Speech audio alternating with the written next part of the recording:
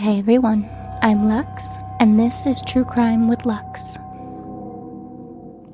Today I'll be talking about Shelbey Thornburg, a case that is still unsolved. Shelby was born August 18th of 1995. She was the youngest of two girls. Her parents, Leslie and Robert, had a very on and off again relationship, and Leslie had actually gotten pregnant with Shelby when she and Robert weren't together. They did end up getting back together right before Shelby was born.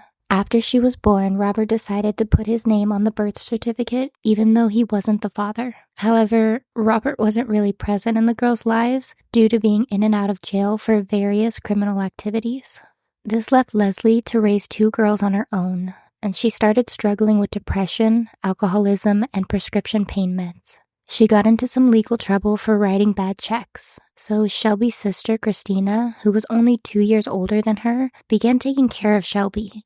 While Leslie in and out of the hospitals for her addictions, the girls were put in foster care, where unfortunately Christina was sexually abused. Once Robert got back on his feet, he was able to have the girls live with him. However, when the girls were 13 and 11, Robert began sexually abusing them. In 2006, Christina was put back into foster care when both of her parents' parental rights were taken, but for some reason, Shelby was able to still stay with Robert. At the age of 15, Christina got pregnant, and since she was in foster care still, Robert got custody of her baby. At this time, Robert started trafficking Shelby. After Christina learned about this, she reported Robert and he was arrested. At just 14, Shelby found out she was pregnant. She decided she was going to keep the baby and raise it as best she could, and said she would do everything to be a good mom. But eventually she did decide to let him be adopted. But she struggled with that decision, but she knew that she wanted him to have a good life. In 2012, Leslie died, and even with this rough childhood, Christina and Shelby took her death hard. At 18, Christina left foster care and did what she could to make a better life for herself. The same for Shelby when she turned 18. She wanted a stable life, so she started taking classes to become a CNA. This plan soon came to a stop when in 2014, Shelby found out she was pregnant again. This time, she had the father to help her, and she decided to keep the baby girl and name it Sabrina. Unfortunately, Sabrina had a weak heartbeat and didn't survive.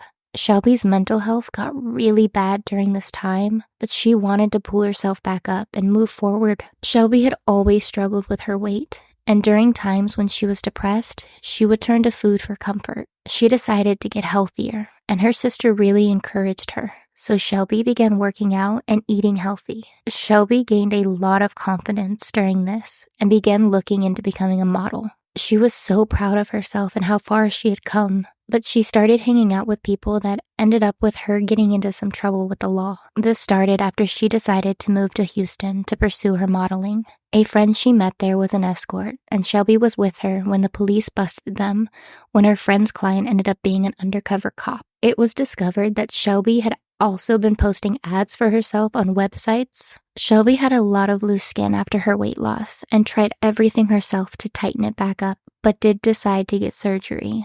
She wanted a tummy tuck and a breast lift. However, these surgeries were very expensive.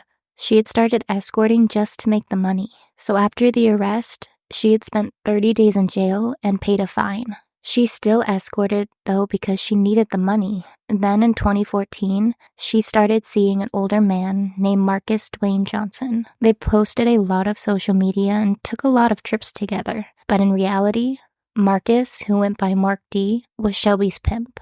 Now, we don't know if this was always the case because it seemed like they were in a real relationship in the beginning. But soon, Shelby was making him a lot of money, and she started recruiting other girls to work for him. Shelby's family tried to tell her she didn't need to work for Marcus and that she didn't need to have sex for money.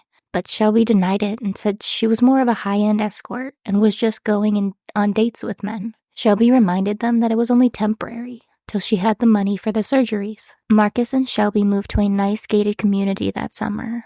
However, Shelby couldn't bring clients to the house due to the security, so she soon got an apartment in a pretty bad part of town. The apartment had a bed in the living room that she used for work, so she wouldn't have to use her bed in the bedroom. In June of 2015, Shelby was arrested again for solicitation of sex. This time she got a lawyer in hopes of having the charges dropped. Meanwhile, she continued to work. November 4th of 2015, she put down her first deposit for her surgery. She then went home to shower before meeting with a client. Marcus was the one who set up Shelby's client, so that night she got a call from the client saying that he was on his way. 30 minutes later, he texted saying that he was there. Then at 8:40, she texted Marcus, good, to let him know the client was there. An hour later, Marcus tried calling Shelby because she hadn't texted when the client left. He soon headed over to the apartment to check on her, and when he got there, he found a horrible scene. Inside the apartment, he could smell blood, and in the living room, he could see blood all over the walls. Shelby was found face down and naked on the bed, with blood everywhere. He called 911 and said someone had killed his girlfriend. When they got there, the police had touched everything and contaminated the scene. That was until Detective Dustin Crowder arrived and secured the scene and had them start looking for evidence. They were able to get the video from the lobby and saw a man that got there around the time Shelby got the text.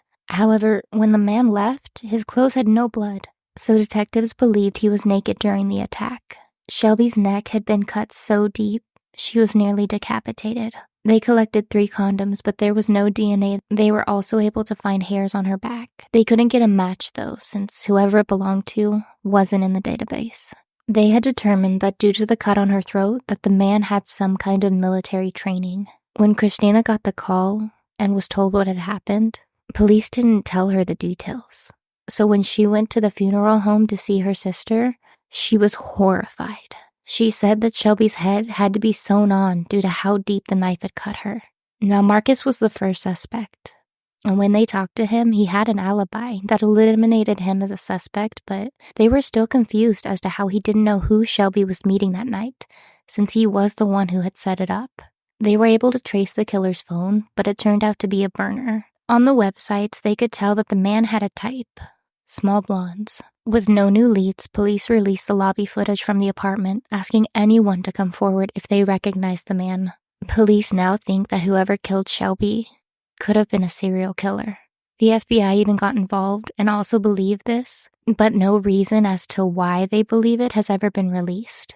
To this day, this case is still unsolved. Christina is still doing everything she can to keep Shelby's case known and puts up the images of the man on social media in case anyone recognizes him one day and comes forward. Thank you for listening to today's case. Please like and share the podcast with your friends. I hope you have a great day and stay safe, and I'll be talking to you next week.